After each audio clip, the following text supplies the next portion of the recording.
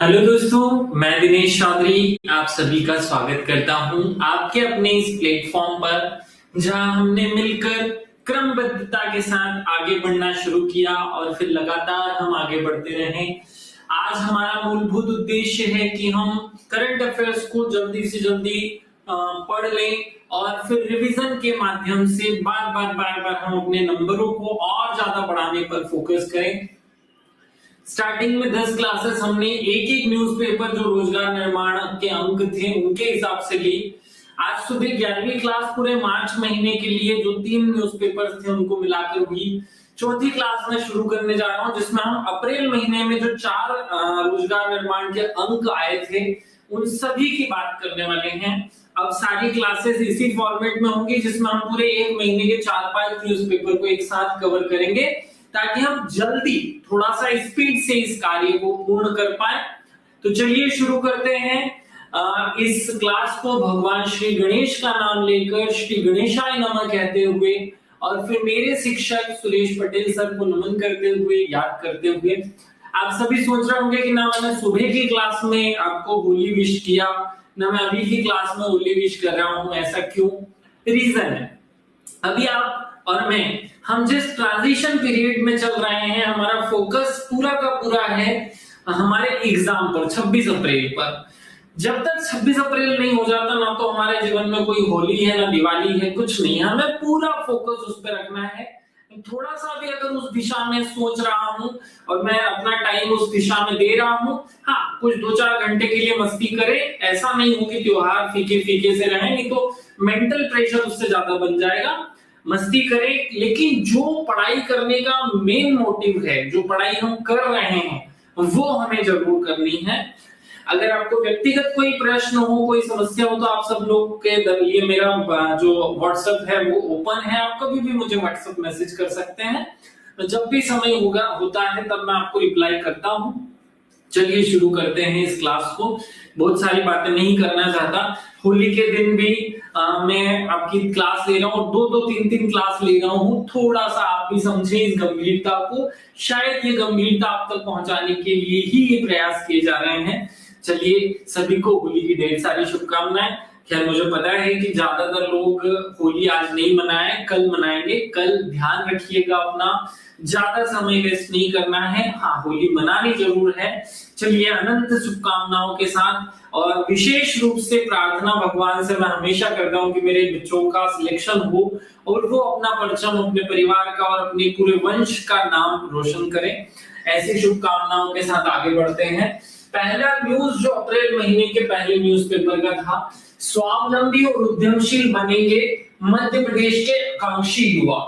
क्या है ये न्यूज? तो न्यूज जो है वो बेसिकली ये कहती है कि हमारे जो बेरोजगार बच्चे हैं मध्य प्रदेश के जितने भी बेरोजगार बच्चे हैं उन मध्य प्रदेश के सभी बेरोजगार बच्चों को हम अब आकांक्षी कहेंगे। क्या कहेंगे? आकांक्षी युवा। ये न्यूज है, मेनली ये याद रखना है। लेकिन ये घटना घटित कहां हुई उस बात को भी थोड़ा सा संदर्भ में समझें। हमारे मुख्यमंत्री डॉक्टर मोहन यादव नई दिल्ली में जाते हैं और वहां एक चीज आयोजित हो रही होती है। क्या आयोजन हो रहा होता है? हमारे मध्य प्रदेश का देश के अर्थव्यवस्था या हर पक्ष में क्या योगदान है इस पर एक सेशन हो रहा होता है। ऐसे हर राज्य को अपने अपने योगदान पर बात करनी थी। वहीं पर ये बात जो है शुरू होती है, आप लोगों को याद रखनी है। How states add to Indian story, मतलब राज्यों ने कैसे इंडिया की स्टोरी में योगदान दिया, इस बात पर या इस विषय पर संबोधन करते हुए हमारे मुख्यमंत्री मध्य प्रदेश के बेरोजगार युवाओं को क्या बोलते हैं? आकांक्षी युवा। और वहीं से ये बात प्रचारित होती है, फिर वास्तविक रूप में इसे मेल दिया जाता है। उनका ये भाषण या वो जो कहना था वो ये था कि सरकारी नौकरी अकेले रोजगार नहीं दे सकती है। पूरे देश की सभी अगर नौकरियों को मिला लिया जाए तो वो 1% होगी हमारी टोटल पॉपुलेशन का। हमारी सेना में भी 13 लाख से ज्यादा लोग नहीं है और इसी बात को प्रेजेंट करते हुए उन्होंने आकांक्षी युवा शब्द को बार बार प्रेजेंट किया। यहाँ पे 2 फैक्ट भी याद रखने हैं। सकल घरेलू उत्पाद 15 लाख करोड़ रुपए है और वार्षिक विकास दर 12% है मध्य प्रदेश की। ये उनके भाषण के कुछ अंश है, पूरी बातें हमें नहीं याद रखनी, ना हमें उनसे मतलब है। आप सब लोग इनको रट करके रखेंगे ताकि आप सबको ये चीजें याद रहें। चलिए अगले पॉइंट पर चलते हैं। नेक्स्ट पॉइंट को आप समझें। नेक्स्ट जो न्यूज है, केंद्र सरकार ने चीन के उत्पादों पर एंटी डोपिंग शुल्क लगाया। देखो, आयात और निर्यात 2 महत्वपूर्ण हिस्से होते हैं किसी अर्थव्यवस्था के। जब हम किसी देश के को कुछ बेच रहे हैं और वो देश अपने यहाँ पर कोई टैक्स लगा दे, जैसे अभी डोनाल्ड ट्रंप ने 25%, 50%, ऐसे बहुत सारे प्रकार के हम पर इंपोर्ट ड्यूटीज जो है लादी। ऐसे ही अगर हम भारत में बिकने वाले जो देशों से हमने खरीद करके भारत में बेचे, उनके उत्पादों को भारत में किसी चीज पर कुछ शुल्क लगा दे तो उसे नाम दिया गया एंटी डंपिंग शुल्क। ये क्यों लाई केंद्र की सरकार और किसके लिए लाई? केवल चीन के लिए लाई, और चीन के लिए भी सब चीजों पर नहीं, केवल 5 प्रोडक्ट पर लेकर आई। क्यों लेकर आना पड़ा? क्योंकि ये 5 प्रोडक्ट को सेव रखना था हमें, भारत में इनके निर्माण को बंद नहीं होने देना था, क्योंकि चीनी उत्पाद कंपैरेटिवली सस्ते थे। ध्यान से सुने, soft ferrite core, vacuum insulated कुछ इक्विपमेंट्स की बात हो रही है, फ्लास्क एल्यूमिनियम फाइल और ट्राइक्लोरो आइसोस्यूलोरिक एसिड, पॉलीविनाइल क्लोराइड, ऐसे बहुत सारे प्रोडक्ट्स हैं जिन पर ये डंपिंग शुल्क लगाया गया है। ये 5% होगा और केवल चीन से आने वाले उत्पादों पर होगा, याद रखना। अब ये जो मूल विषय है उसका नाम ही आपको याद रखना है। चीन जो है वो भारत का दूसरा सबसे बड़ा व्यापारिक साझेदार है और उस पर हम 5% इंपोर्ट ड्यूटी की जगह डंपिंग शुल्क लगाते हैं, क्योंकि हमें भारत के इन उद्योगों को संरक्षण देना था। तो आपको ये एक न्यूज थी जिससे हमें चीन याद रहे कि चीन भारत का दूसरा सबसे बड़ा व्यापारिक भागीदार है, पहला पॉइंट। और हमने चीन के ही 5 उत्पादों पर, कितने उत्पादों पर, किस देश के उत्पादों पर कौन सा शुल्क लगाया है, 3 नाम से 3 अलग अलग प्रश्न बन सकते हैं। एग्जाम आपसे यही तो पूछेगी, किस देश के साथ व्यापार में ये एंटी डंपिंग शुल्क लगाया गया है, एक प्रश्न बनेगा। फिर दूसरा प्रश्न बन सकता है कि भाई कितने उत्पादों पर, फिर लग सकता है कि किस देश के उत्पादों पर। छोटे छोटे से प्रश्न आपको पूछे जा सकते हैं। अगली जो न्यूज है उस पर चलते हैं। गुजरात में खुलेगा देश का पहला सरकारी सहकारिता यूनिवर्सिटी, कोऑपरेटिव यूनिवर्सिटी। तो यहाँ अमित शाह जी क्या कर रहे हैं? आप सबको पता है कि आज की तारीख में गृह मंत्री और सहकारिता मंत्री अमित शाह हैं और उन्हीं ने ये जो है लोकसभा ने गुजरात में खुलने वाले आनंद में जो पहली यूनिवर्सिटी खोली जाएगी सहकारिता यूनिवर्सिटी, उसको मंजूरी दे दी है या उस विधेयक को पास कर दिया है, याद रखना है। इसका नाम आपको स्पेशली याद रखना है, त्रिभुवनदास किशी भाई पटेल, नाम याद रखना, त्रिभुवनदास किशी भाई राष्ट्रीय सहकारिता विश्वविद्यालय इसका नाम रहेगा। अच्छे से रख लो। अब ये भी याद रख लो कि त्रिभुवनदास किशी भाई पटेल है कौन? ये एक स्वतंत्रता सेनानी थे और बाद में भारत के सबसे बेस्ट ब्रांड अमूल के संस्थापक भी रहे हैं। तो अमूल के संस्थापक रहे और स्वतंत्रता सेनानी रहे त्रिभुवनदास किशी भाई पटेल। जैसे हम आजकल भीमा नायक, अहिल्याबाई इनको पढ़ रहे हैं, वैसे गुजरात में इनको पढ़ा जाता है, ये वहां के सिलेबस का हिस्सा है। तो इन्हीं के नाम पर ये सहकारिता विश्वविद्यालय होगा। भारत में सहकारिता आंदोलन के अग्रदूत भी रहे हैं, साथ में उन्होंने अमूल की नींव रखने में महत्वपूर्ण योगदान दिया था। ये आपको इंपॉर्टेंट न्यूज है। भारत के कहां पर खोली जाएगी? तो आनंद में खोली जाएगी, याद रखना है, गुजरात के आनंद जिले में। अगले न्यूज पर आते हैं। विनोद कुमार शुक्ल कौन है? ये छत्तीसगढ़ के प्रसिद्ध हिंदी कवि। कौन है विनोद कुमार शुक्ल? सीजे, छत्तीसगढ़ के प्रसिद्ध कवि हैं जिनको ज्ञानपीठ पुरस्कार मिलता है। आप सबको याद है कि ज्ञानपीठ पुरस्कार जो है वो बहुत ज्यादा महत्वपूर्ण पुरस्कार होता है साहित्य के क्षेत्र में। सर्वोच्च साहित्यिक सम्मान कहा जाता है इसे हमारे देश का। जैसे भारत का सबसे बड़ा सम्मान भारत रत्न हो गया, मूवीज का या जो थिएटर क्षेत्र है उसका हमने दादा साहब फाल्के भारत का सबसे बड़ा पढ़ लिया। वैसे साहित्य का सबसे बड़ा सम्मान माना जाता है ज्ञानपीठ पुरस्कार।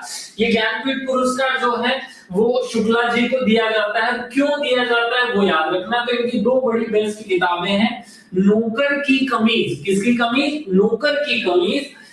खिलेंगे तो देखेंगे, दीवार में खिड़की, ऐसे बहुत सारे उनके जो उपन्यास हैं वो हैं। तीन के नाम आपको रट के रखने हैं। एक तो कमीज याद रख लेना, एक खिड़की याद रख लेना, और खिलेंगे तो देखेंगे। ऐसे खिलेंगे तो देखेंगे याद रखना है। तीन नाम बहुत अच्छे से रट के रखने।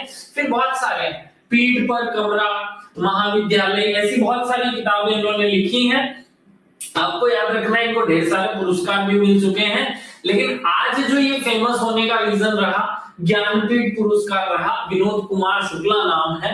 तो जैसे वो पंचायत मूवी में देख रहा है ना विनोद को, आता है ना, देखो देख रहा है ना विनोद की, विनोद को मिल गया ज्ञानपीठ पुरस्कार। तो वो विनोद याद रख लो। पंचायत वेब सीरीज सबने देखी होगी, इसलिए उस किरदार के माध्यम से आपको ये बात याद कराने की कोशिश कर रहा हूं, है ना। तो ये जो देख रहा है ना विनोद को मिल गया है, विनोद की पीठ थपथपा दो, ज्ञान पीठ मिल गया हमको। ज्ञान से पीठ थपथपा दी उनकी, ज्ञान की वजह से पीठ थपथपा दी।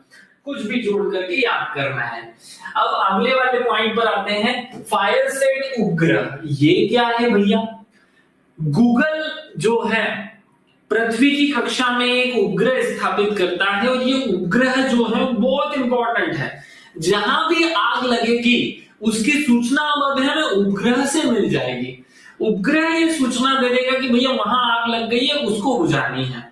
ये उपग्रह जिसका नाम है फायर, देखो नाम क्या है, फायर। सेट मतलब होता है सैटेलाइट। तो फायर की रक्षा के लिए या फायर से रक्षा के लिए आया फायरसेट उपग्रह। किसने बनाया? गूगल के सीईओ सुंदर पिचाई ने गूगल का पहला फायरसेट उपग्रह लॉन्च करने के लिए एलन मस्क की स्पेसएक्स को धन्यवाद दिया था। ये न्यूज है, लेकिन हमारे दो काम की बातें हैं। एक तो गूगल का सीईओ कौन है लिखा हुआ है, गूगल की पेरेंट कंपनी अल्फाबेट, ये भी याद रखें। स्पेसएक्स का सीईओ एलन मस्क है, ये भी याद रखें। हम जो बात कर रहे हैं कि जंगल में आग फैलने से पहले उसका पता लगाने और उसे ट्रैक करने के लिए बनाया गया उपग्रह है, जिसे गूगल ने बनाया। कोई सोच भी नहीं, सोचो एग्जाम में अगर आ जाएगा, एक बंदा 1% व्यक्ति नहीं सोच पाएगा कि गूगल कोई उपग्रह बनाएगी, लेकिन बनाया। गूगल ने फायरसेट नाम का पहला उपग्रह बनाया। ये पहला ही उपग्रह गूगल का जो जंगल में लगने वाली आग की देखरेख करने के लिए बनाया गया। बहुत इंपॉर्टेंट है, आपको रट करके रखना है। ये 5 मीटर तक की आग की पता लगाने के लिए इसमें आर्टिफिशियल इंटेलिजेंस को एड किया गया है, उसके माध्यम से ये पता लगा लेगा।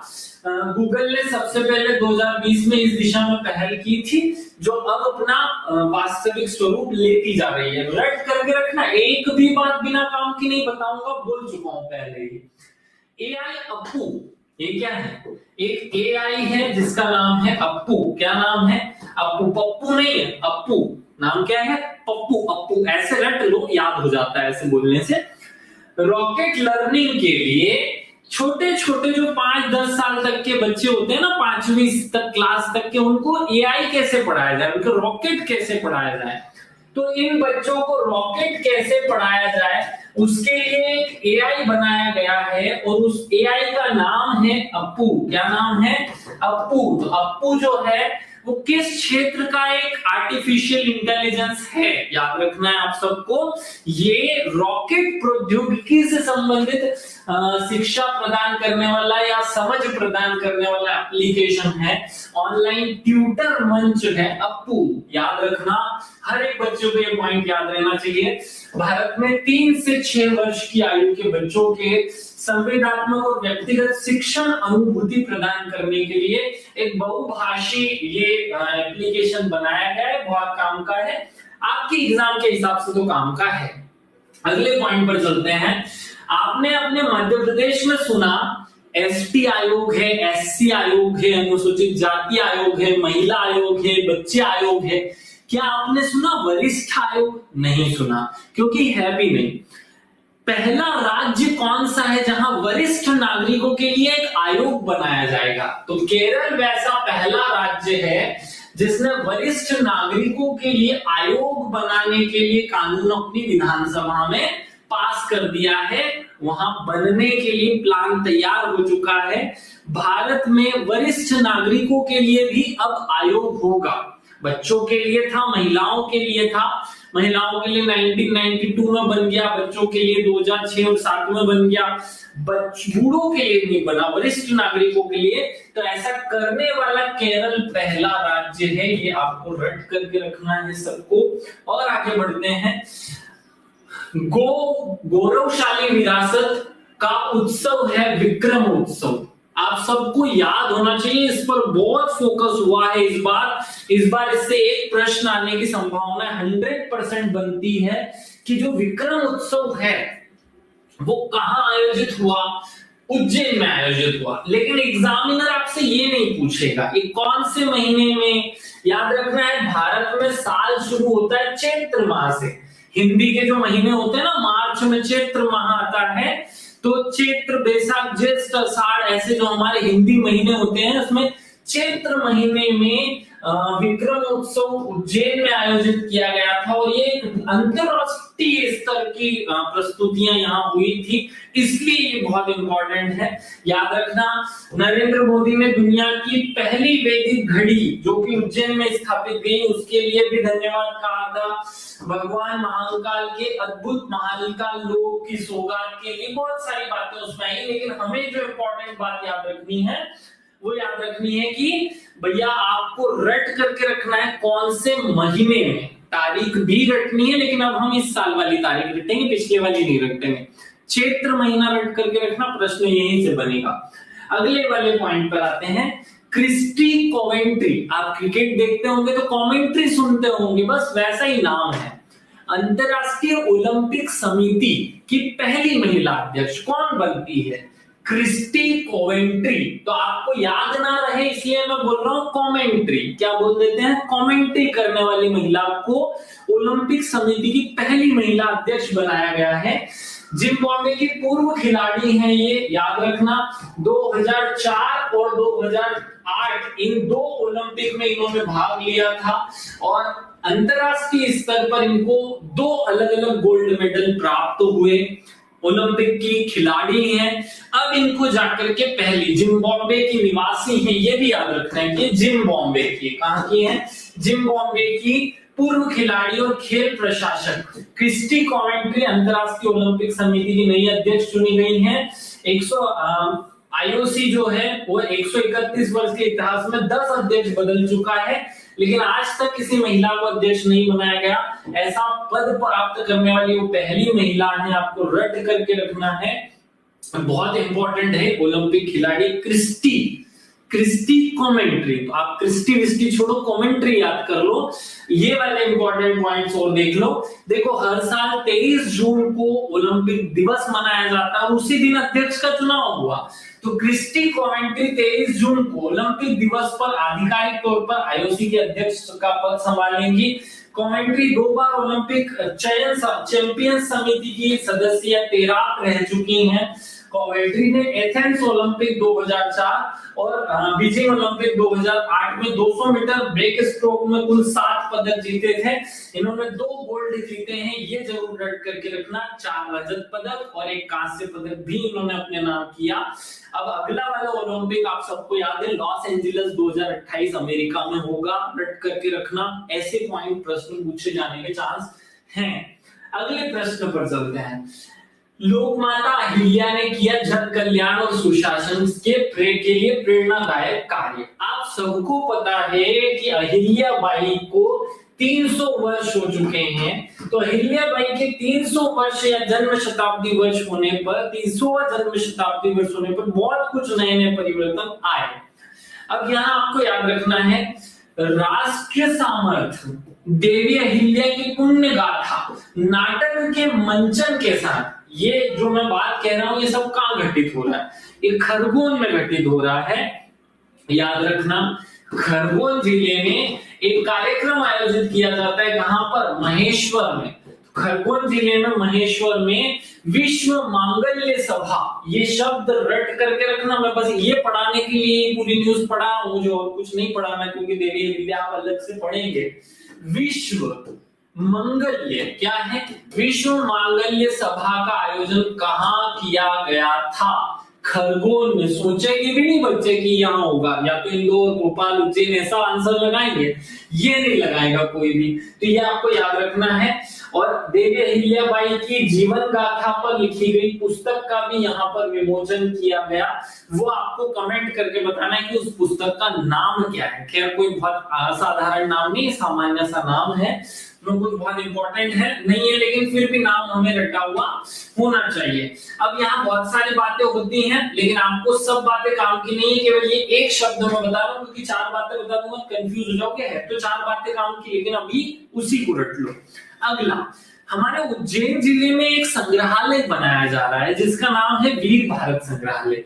रटने वाली बात, उज्जैन के वीर भारत संग्रहालय में, या अब ये तो प्रश्न यूं ही बन सकता है कि वीर भारत संग्रहालय कहां बनाया जा रहा है? उज्जैन में। क्या होगा इसमें? भारत के जितने अमर शहीद रहे हैं ना, उनके, देखो, भारत के प्राचीन भारत के वीर महापुरुषों के गौरव गाथा की जानकारी इस संग्रहालय में प्रदान की जाएगी। संग्रहालय का निर्माण भव्य स्तर पर किया जाएगा। प्राचीन काल की सभी घटनाओं की जानकारी संग्रहालय में 20 करोड़ रुपए की लागत से उनके लिए सब सिस्टम तैयार किया जा रहा है। ये रट करके रखने वाली बातें हैं। वीर भारत संग्रहालय कहाँ है? अब देखो, यूं भी पूछ लिया जाए कि प्राचीन काल, स्वतंत्रता आंदोलन, ये स्वतंत्रता आंदोलन नहीं होगा, यहाँ प्राचीन काल की बात होगी, क्योंकि उज्जैन प्राचीन नगरी है।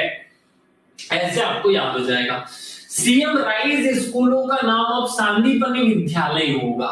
हमारे मुख्यमंत्री घोषणा करते हैं, आपको रट करके रखना होगा। अब देखो ये कहाँ घोषणा होती है?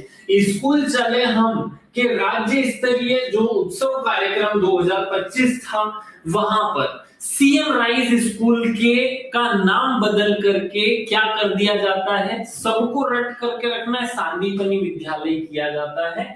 अब और 2 काम की बातें यहीं पर बता रहा हूं कि जो ये सीएम राइज स्कूल है जिनका अब नाम हमने बदल दिया है, तो सीएम राइज स्कूल जो है वो सांदीपनि विद्यालय बनेंगे। लेकिन सांदीपनि किस व्यक्ति के जो है विद्यालय हुआ करते थे? भगवान कृष्ण ने शिक्षा ग्रहण की थी सांदीपनि विद्यालय आश्रम में, जो कि उज्जैन में था।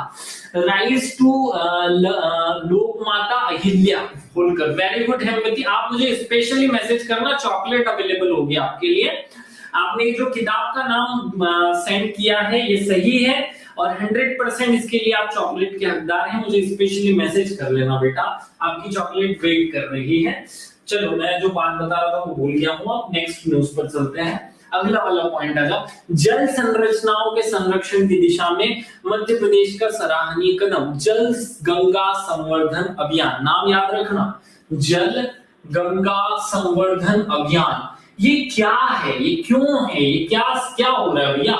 जितने भी मध्य प्रदेश में पुराने नदी, तालाब, नाले जो भी हैं, जो भी जल से रिलेटेड संरचनाएं हैं, उनको पुनः जीवित करने का अभियान है ये। क्या नाम है इसका?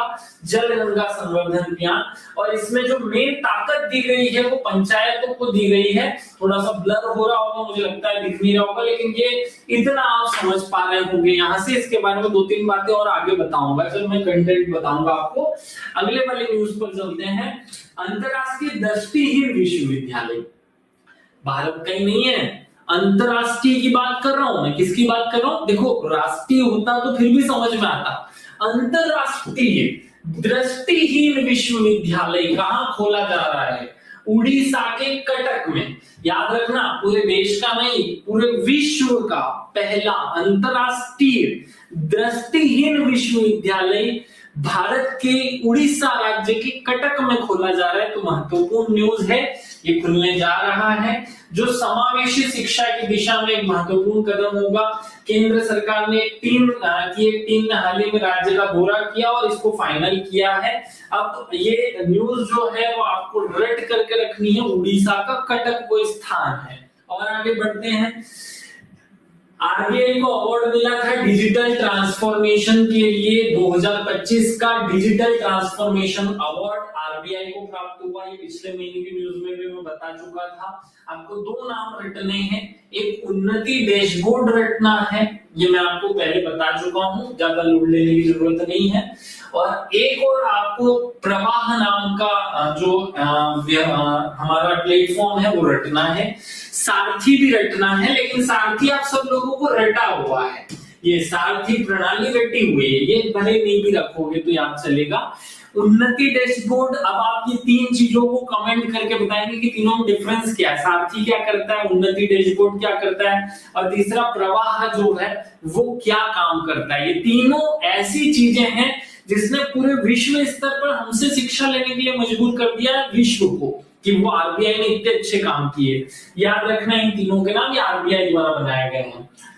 आईएमएफ इंटरनेशनल मॉनिटरिंग फंड, जिसको जो पूरे विश्व को लोन देने का काम करता है इमरजेंसी की सिचुएशन में ना, वर्ल्ड बैंक भी करता है, उसका भाई ही है समझो।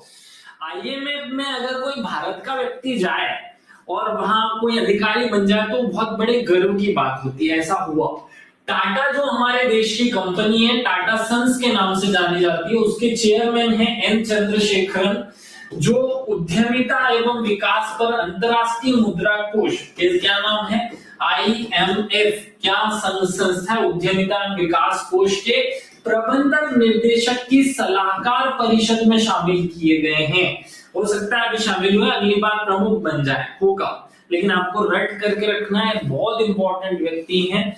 आपसे ये भी पूछा जा सकता है, एमपीपीएससी तो ऐसे सरल प्रश्न पूछने के लिए जानी जाती है कि टाटा सन्स का चेयरमैन कौन है, एन चंद्रशेखरन है। आईएमएफ में किसे सलाहकारी सदस्य चुना गया है, एन चंद्रशेखरन को। आईएमएफ की जो एक सलाहकारी संस्था है उद्यमिता विकास परिषद, उसमें किसे चुना गया है, एन चंद्रशेखरन को। रटने वाले प्रश्न है ये कुल मिलाकर।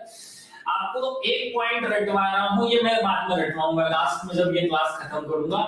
नो संकल्प नई ऊर्जा को बनेंगे स्रोत। अब ये क्या पिक्चर है, ये मैं क्या बात कर रहा हूं, देखो हमारे भारत के प्रधानमंत्री जी मोदी जी नवकार महामंत्र, क्या बोल रहा हूं मैं समझ नहीं आ रहा होगा। नई दिल्ली में विज्ञान दिवस के दिन, नई दिल्ली में विज्ञान भवन जो है वहां एक कार्यक्रम आयोजित होता है, और वो कार्यक्रम था नवकार महामंत्र कार्यक्रम। क्या था, नवकार महामंत्र कार्यक्रम। और यहाँ मोदी जी 9 मंत्र देते हैं सब राज्यों को कि आप इन 9 मंत्रों पर काम करें, और वो 9 मंत्र कौन से हैं वो आपको याद रखना है। पहला संकल्प जल संरक्षण, पहला क्या है, जल संरक्षण। दूसरा संकल्प एक पेड़ माँ के नाम, ये हमने चलाया है अभियान। क्यों चलाया, शायद रीजन आपको पता चलने लगेगा, क्योंकि मोदी जी ने 9 मंत्र दिए थे, उन्हीं 9 मंत्रों को साकार करने के लिए हम काम करने लगे। फिर मध्य प्रदेश के इंदौर से एक कार्यक्रम शुरू हुआ, एक पेड़ माँ के नाम, 5 करोड़ पेड़ लगाए गए, भारत का सबसे बड़ा कार्यक्रम बना, बहुत इंपॉर्टेंट है। तो ये 9 संकल्प में आपको लास्ट में रटवाऊंगा, आपको चीज समझ में आ गई होगी। अब अगले पॉइंट पर चलते हैं, न्यूज। अल्बानिया नाम का एक देश है, अल्बानिया, लिथुआनिया, लाटविया, बहुत छोटे छोटे कंट्रीज हैं। अगर मध्य प्रदेश का चुनाव आयोग वहां जाकर चुनाव करवाए तो कितनी भयंकर न्यूज होगी, सोचो। और मध्य प्रदेश के निर्वाचन आयोग के प्रमुख का नाम कितना इंपॉर्टेंट होगा, क्योंकि वो मध्य प्रदेश का चुनाव तो कराएंगे, वो किसी और देश में जाकर उसका पर्यवेक्षण करने के लिए जिम्मेदार ठहराए गए कि भैया आप आओ हमारे यहाँ चुनाव सही तरीके से कराओ। देखो क्या न्यूज है, राज्य निर्वाचन आयोग के आयुक्त, क्या नाम है, मनोज श्रीवास्तव ने बताया कि मध्य प्रदेश राज्य निर्वाचन आयोग को अल्बानिया रिपब्लिक, ये देश का नाम है, ये क्या है, एक देश का नाम है, कि संसदीय चुनाव में पर्यवेक्षक के रूप में आमंत्रित किया गया और हम जाएंगे वहां, हम वहां चुनाव करवाएंगे। कितनी बड़ी बात है। मध्य प्रदेश अकेला मिला था। दुनिया में इतने कंट्रीज हैं, मध्य प्रदेश भारत का एक राज्य है और उसके चुनाव आयुक्त को बुलाया जाता है। बहुत इंपॉर्टेंट पॉइंट है और इनका नाम भी जरूरी है, आपको रेड करके रखना है। अगली न्यूज पर आते हैं। प्रदेश में स्वावलंबी गौशालाओं की स्थापना के लिए एक नीति बनाई गई है। स्वावलंबी गौशाला नीति 2025 रेड करके रखना है। चार बातें और बताता हूं। देखो, गाय को जो गौशालाएं हैं पूरे मध्य प्रदेश में, उनके लिए हर गाय, एक गाय के ऊपर 20 रुपए मिलते थे उस गौशाला चलाने वाले को। अब मुख्यमंत्री ने घोषणा की कि अब वो 20 सीधे बढ़ा करके 40 किए जाएंगे। तो गौशालाओं में प्रति गाय 40 रुपए प्रति दिवस के हिसाब से उसको अनुदान दिया जाएगा। मुख्यमंत्री पशुपालन विकास योजना नाम की एक योजना, जिसका नाम अंबेडकर पशुपालन योजना जो है, वो करने की स्वीकृति दी गई। अंबेडकर पशुपालन योजना पुरानी मुख्यमंत्री पशुपालन योजना का नया नाम होगा। प्रदेश में शिक्षा की गुणवत्ता में सुधार के लिए एडीसी इंडिया लिमिटेड के साथ एमओयू किया। ये कोई काम की न्यूज नहीं है, बहुत छोटी छोटी सी बातें मैं बता रहा हूँ, छोटी छोटी बातें लेकिन बहुत काम की हैं, हमारे एग्जाम में आएंगी। यहाँ से इतना ही काम का। चलो नेक्स्ट न्यूज पर चलते हैं, अगली बात पर चलते हैं। राष्ट्रमंडल के महासचिव का पद किसने संभाला? राष्ट्रमंडल क्या है? एक जमाने में जो भी देश ब्रिटेन के गुलाम रहे, उन सब देशों का एक संगठन बना जिसका नाम कॉमनवेल्थ या राष्ट्रमंडल पड़ा। अब लेकिन ये उन देशों का समूह है जो कि अंग्रेजों के गुलाम रहे। लेकिन अगर वहां कोई काली महिला जाकर के, कोई अश्वेत महिला, अफ्रीकी महिला जाकर के महासचिव बन जाए तो वो बहुत इंपॉर्टेंट हो जाती है। मैं इसलिए ये पढ़ा रहा हूँ। 2025 में राष्ट्रमंडल के महासचिव का पद संभालने वाली पहली अफ्रीकी और पहली महिला बनी है डोमानिका। ये जो याद रखना, इनका नाम है शर्ली बोचेवे। क्या नाम है? शर्ली बोचेवे। पूरा नाम याद मत रखो, रहेगा भी नहीं, हमारे काम का भी नहीं है। पूरा नाम याद रखने की जरूरत नहीं, बस शर्ली रख लो, शर्ली से ही काम चल जाएगा, इतना ही पूछेगा। अब इसके देश वेश का नाम भी रखने की जरूरत नहीं है। डोमिनिका की पेट्रिसिया स्कोटिया की जगह पर वो आएंगी। अब क्या है, उनको पूरी डिटेल पढ़ने की जरूरत नहीं है। इनमें 4-4 साल में एक बार महासचिव बनाया जाता है। पहली बार अश्वेत महिला को बनाया गया है, महिला है, काम की है, आपको रट करके रखना है। अगले पॉइंट पर चलते हैं। पूनम गुप्ता, ये कौन है भैया? पूनम गुप्ता आरबीआई की डिप्टी गवर्नर। आपको पता है कि आरबीआई जो है उसमें एक गवर्नर प्लस 4 डिप्टी गवर्नर होते हैं, और उसमें अगर कोई भारत की महिला आ जाए जो कि वर्ल्ड बैंक की अर्थशास्त्री रही हो तो कितनी काम की है? बहुत काम की है। याद रखना, वर्ल्ड बैंक की पूर्व अर्थशास्त्री कितनी इंपॉर्टेंट महिला होंगी, आप ये इस बात से पहचान सकते हैं कि वर्ल्ड बैंक की अर्थशास्त्री रह चुकी हैं।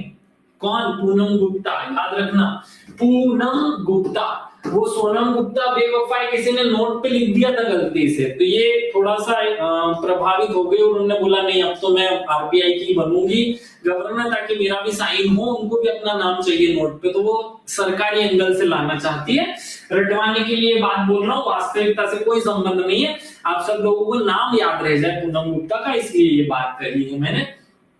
Poonam Gupta national council of applied economic research की प्रमुख थी और अब उन्हें नियुक्त कर दिया है आरबीआई के एक गवर्नर के रूप में। वो डिप्टी गवर्नर का पदभार संभाल चुकी है। रट के रखना है इस पॉइंट को। और अगले पॉइंट पर आते हैं। पहली बार देश में पंचायतों की रैंकिंग जारी होती है। पहली बार देश में देश भर की पंचायतों की रैंकिंग सामने आती है।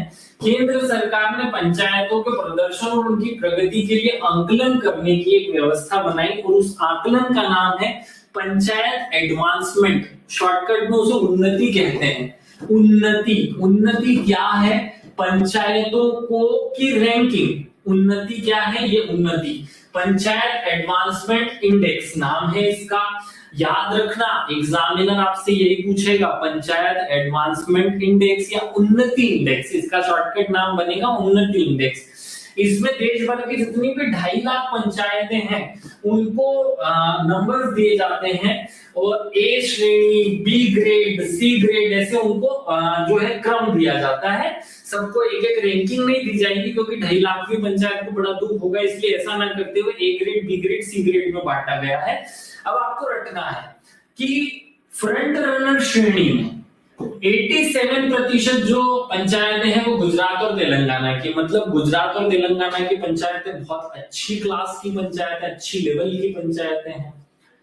गुजरात और तेलंगाना, गुजरात की 346 और तेलंगाना की 270 पंचायतें ए ग्रेड में आती हैं। देश की 36% जो पंचायतें हैं वो बी ग्रेड में आती हैं और 61% पंचायतें सी ग्रेड में आती हैं। अब आप नंबरिंग कर लो, 61 कितना बचेगा, बस 3% बचेगा। 3% पंचायतों को ए ग्रेड, 36% को बी ग्रेड और 61% को सी ग्रेड प्राप्त होता है। सबसे फर्स्ट पंचायत, सबसे अच्छी पंचायत कौन सी, उसका नाम याद करके रख लेना, कामरेड जिला है। जिले का नाम क्या है, कामरेड जिले की बरनापुर पंचायत को सी फॉर कामरेड कर दो, बी फॉर बरनापुर कर दो और इसको मिलता है ए ग्रेड। तो देखो रटने के लिए बोला A B C, A grade मिला बरनापुर पंचायत को जो कि कामरेड जिले में है।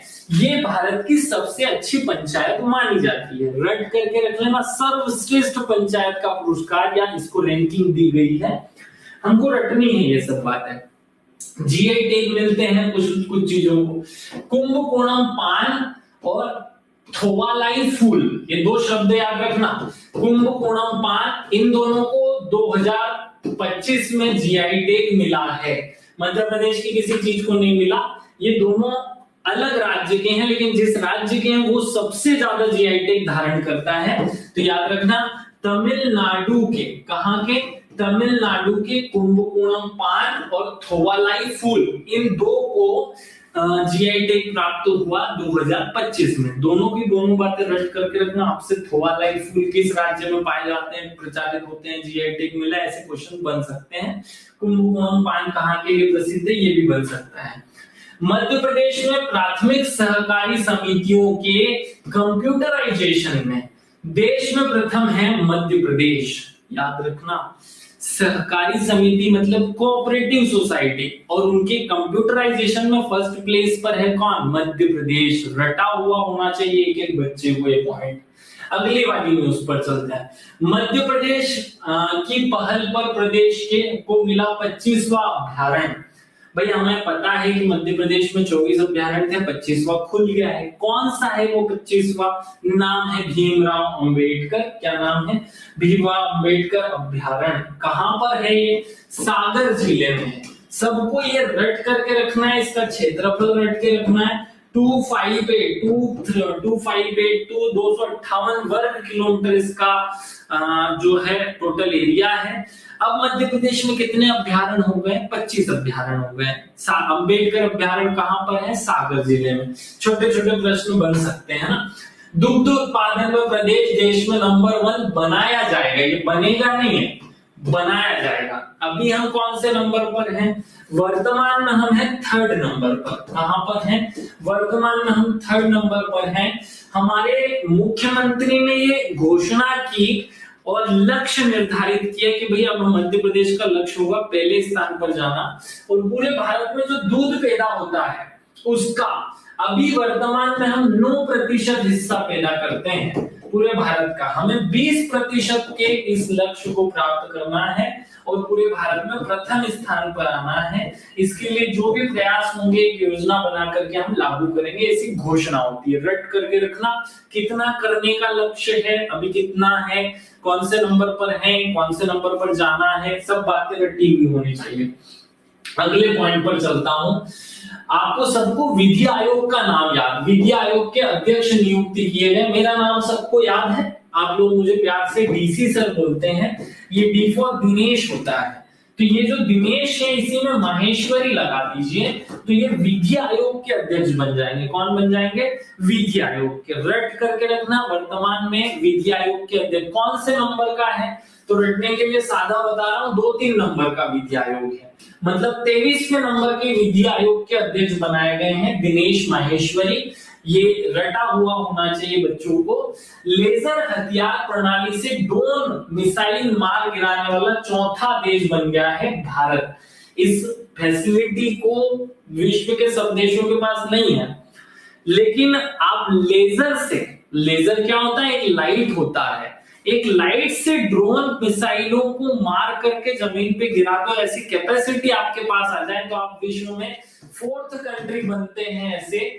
और आपको याद रखना है ये ताकत किन किन के पास में, नाम रटने की जरूरत नहीं है, लेकिन फिर भी एक बार बता दूं, अमेरिका, रूस और चीन, केवल ये 3 देश हैं, अमेरिका, रूस और चीन। इनके बाद अब भारत ऐसा तीसरा देश बन गया जो लेजर लाइट से ही किसी भी बम मिसाइल सबको नीचे जमीन पर गिरा सकता है।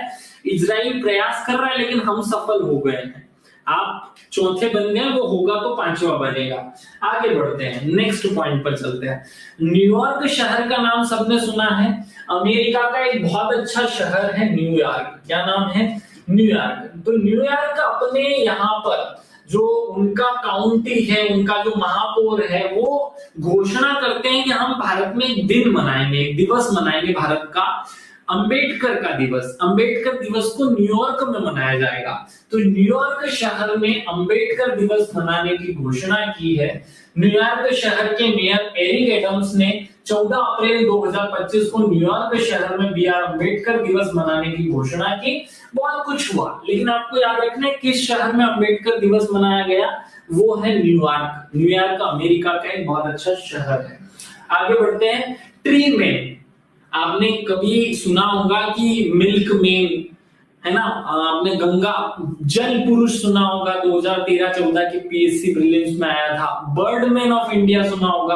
आज मैं आपको बता रहा हूं ट्री मैन, इनका निधन हो गया है। ट्री मैन ऑफ इंडिया किसे कहा जाता है? तो ट्री मैन ऑफ इंडिया जो है वो रमैया को कहा जाता है। गाना सुना होगा ना आपने, रमैया अवस्था भैया, वही रमैया है। वह गाने से इनका कोई लेना देना नहीं, रटवाने के लिए बोल रहा हूँ। रमैया अवस्था भैया जो है वो ट्री मैन ऑफ इंडिया है। इन्होंने अपनी पूरी जिंदगी में कितने पेड़ लगाए, एक बार सुन लोगे तो मजा आ जाएगा। कितनी बड़ी जिंदगी थी वो भी याद रख लो। 87 वर्ष के थे और पूरी जिंदगी में 1 करोड़ पेड़ लगाए इन्होंने। क्यों ना कहा जाए इनको ट्री मैन। 5 दशक मतलब 50 साल तक इन्होंने पेड़ लगाए और लगभग 1 करोड़ पेड़ लगाने का रिकॉर्ड है इनके नाम पर। ट्री मैन ऑफ इंडिया कहा जाता है इनको। बहुत अच्छे से रट के रखना। और इनकी इसी योगदान के लिए इनको पद्मश्री पहले ही मिल चुका है, ये भी आप याद रखेंगे। और अगली न्यूज पर चलता हूं। दिल्ली एयरपोर्ट के नाम हुआ एक रिकॉर्ड। क्या रिकॉर्ड है भैया? 2024 में पूरे विश्व के जो एयरपोर्ट्स हैं उनमें भीड़ कितनी रही, उस भीड़ के हिसाब से अगर रैंकिंग की जाए तो हमारे दिल्ली एयरपोर्ट का जो नंबर है वो 9वां रैंक होगा। ये न्यूज है। 2024 की रैंकिंग में 9वां स्थान हमने प्राप्त किया। सबसे ज्यादा दुनिया के सबसे व्यस्त हवाई अड्डों की सूची में भारत का एकमात्र हवाई अड्डा दिल्ली शामिल है, जो कि 9वें नंबर का सबसे व्यस्त हवाई अड्डा है। जो अप्रैल महीने की खबरें थी वो समाप्त तो होती हैं और भगवान श्री गणेश का नाम लेकर मैं इन्हीं को फिर से रिवाइज करा रहा हूं जल्दी फॉर्मेट में। लेकिन अब यहाँ न्यूज नहीं है कटी हुई, अब यहाँ पर आपके सामने है कुछ लिखा हुआ जो मैंने आपके लिए नोट्स के फॉर्म में बनाया है ताकि आप आसानी से इसे रिकॉल कर सकें। आकांक्षी युवा हमने नाम दे दिया, बेरोजगार युवा को नाम सबको याद है। विक्रमोत्सव उज्जैन में मनाया गया। वीर भारत संग्रहालय उज्जैन में बनाया स्थापित किया जा रहा है 20 करोड़ रुपए की राशि से। प्राचीन भारत के जितने वीर योद्धा रहे हैं सबका वर्णन यहाँ पर एक कहानी के रूप में किया जाएगा। मुख्यमंत्री सुगम परिवहन सेवा की शुरुआत हुई, याद रखना। हमने स्वावलंबी गौशाला नीति 2025 की घोषणा कर दी है। अब 20 रुपए से बढ़ाकर 40 रुपए कर दिया गया है गाय को देने वाला जो अनुदान है उसे। शिक्षा में हमने सीएम राइज स्कूल को नाम बदलकर सांदीपनि विश्वविद्यालय या विद्यालय कर दिया है, विश्वविद्यालय गलती से बोला है। जल गंगा संवर्धन अभियान जो है वो पुरानी प्राचीन जल संरचनाओं को पुनर्जीवित करने का एक अभियान है। आप लोग कमेंट करके बताएंगे मध्य प्रदेश में किस तारीख से शुरू हुआ, यह आपकी जिम्मेदारी है।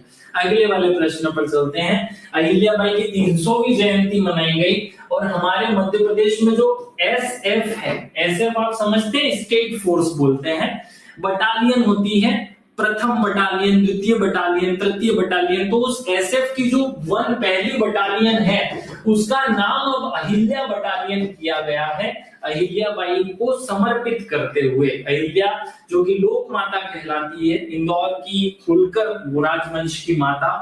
देश की पहली सहकारिता यूनिवर्सिटी आनंद गुजरात में खोली जाएगी, जिसका नाम त्रिभुवन दास टीसी भाई पटेल होगा, सबने रट लिया। एआई अप्पू जो है वो रॉकेट लर्निंग पढ़ाएगा सबको, आसानी से हम सीख सकें इसलिए बनाया गया है।